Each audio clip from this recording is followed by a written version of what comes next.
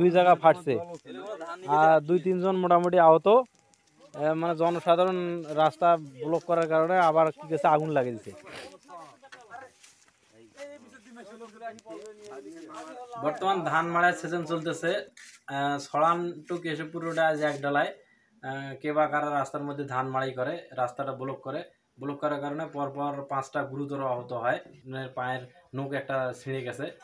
তো আমি চাচ্ছি যে রোডের মধ্যে যেন এই ধান মাড়াই এবং এই যে পল মানে খেয়ার যেটা বলে পালা করে রাখতেছে, যার কারণে মানুষ অ্যাক্সিডেন্ট হচ্ছে এবং হরহামেশায় প্রতিনিয়ত দেখা যাচ্ছে ঘন্টায় 2-3 জন করে যেখানে সেখানে অ্যাক্সিডেন্ট হচ্ছে।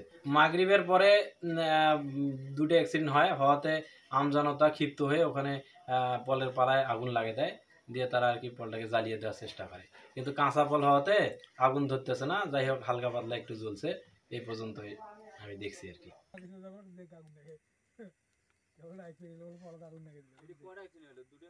5টা।